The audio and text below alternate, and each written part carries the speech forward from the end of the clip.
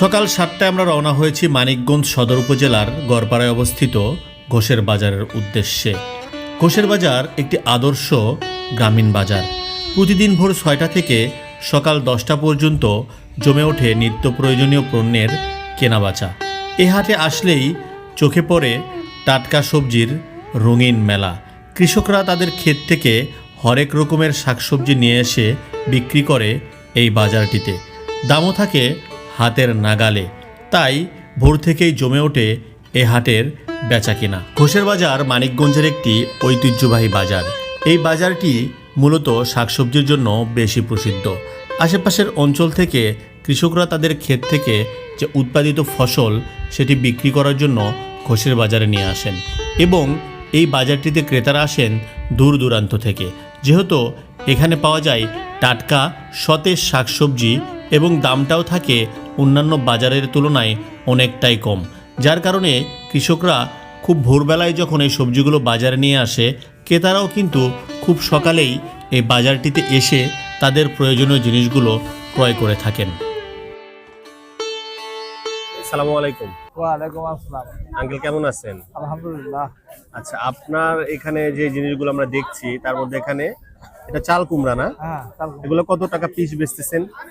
50-60। 50-60 না? তারপরে এখানে হচ্ছে বেগুন। বেগুন কত করে? বেগুন 60 টাকা কেজি। 60 টাকা কেজি। লেবু 30 টাকা কেজি। লেবু 30 টাকা কেজি? হ্যাঁ। আচ্ছা, এখানে শাক আছে, এটা লাল শাক। লাল শাক 15 টাকা আটি। 15 টাকা আটি। একটা আটি আমাদেরকে দেখান তো দেখি। আচ্ছা, এটা আপনার কি আপনার নিজস্ব ইয়েতে লাগানো? না, আমাদের এই গৃহস্থর এই এলাকার এই দেশেরই। এই আচ্ছা আচ্ছা আচ্ছা। আর এটা কি শাক? এটা হলো মূলা শাক।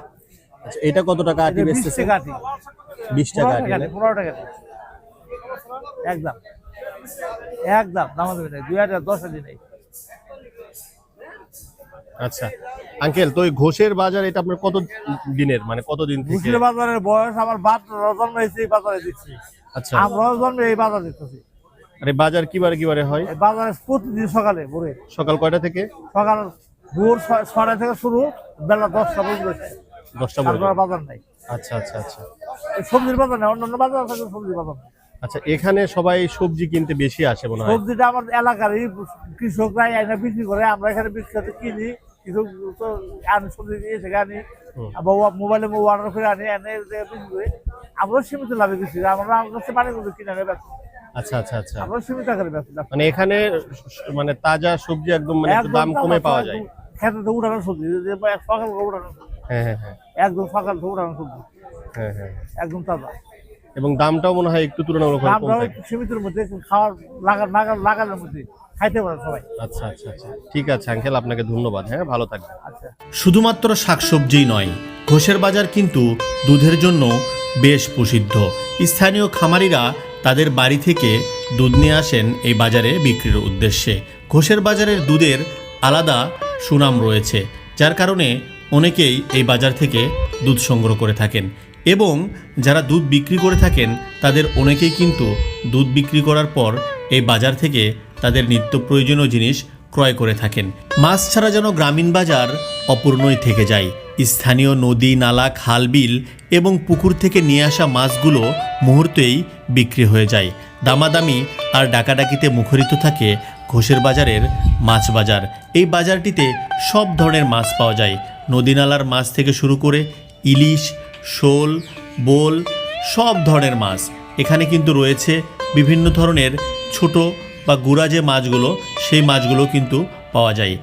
আর বিশেষ যে বিষয়টা হচ্ছে, এই মাছগুলো কিন্তু একেবারেই সতেজ টাটকা মাছ, যার কারণে এই মাছগুলোর আলাদা কদর রয়েছে, যার কারণে অনেকেই দূর দূরান্ত থেকে এই বাজারে আসে শুধুমাত্র মাছ কেনার জন্য। আর আমরা যেহেতু মাছে ভাতে বাঙালি, যার কারণে মাছের প্রতি কিন্তু আমাদের আলাদা ভালোবাসা বা ভালো লাগা রয়েছে।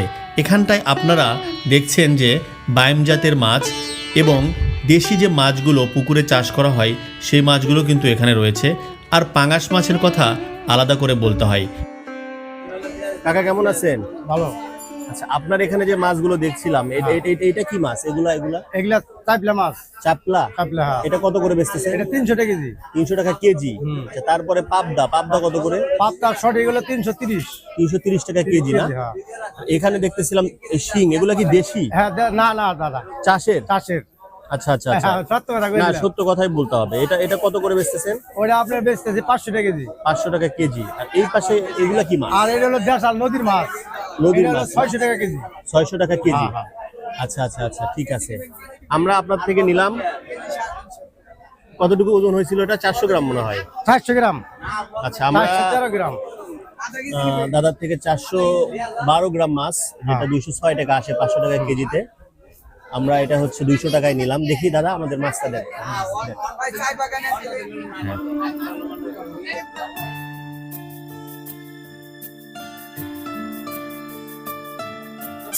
আচ্ছা দাদা, কেমন আছেন আপনি? ভালো। এখানে আপনার যে ছোট মাছগুলো দেখতেছিলাম তার মধ্যে হচ্ছে এটা চিংড়ি মাছ না? এটা কত করে বেচতেছেন? 100 টাকা ভাগা। 100 টাকা ভাগা। আচ্ছা আচ্ছা, এই পাশটাতে এগুলা? এটি 250 টাকা। 250 টাকা কি সবগুলা? সবটি। সবটি 250 টাকা না? আর এটা 400 টাকা ওটি। 400 টাকা। আচ্ছা আচ্ছা, আর এখানে বাইম মাছ দেখছিলাম কিছু, এগুলা কত বেচতেছেন? ওটি 500 টাকা। পুরোটাই 500। আচ্ছা, আর এখানে যেগুলো আছে সামনে যেগুলো দেখতেছি এটি 200। এগুলা কি মাছ? টাক্সি, তেলা, বাইলা, মিশাল। আচ্ছা, সবকিছু মানে 5 মিশালি সব মিশালি ধরনের মাছ। আছে। এটা কত করে বলতেছেন ভাগা? এটা 2 ভাগা 150 টাকা।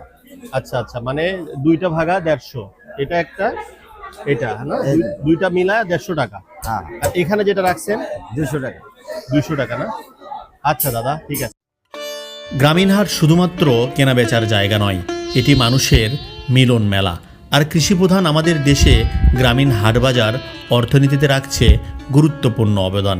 ঘোষের বাজারও ঠিক একটি আদর্শ গ্রামীণ বাজার, যা আমাদের ঐতিহ্য এবং সংস্কৃতিরই একটি প্রতিচ্ছবি।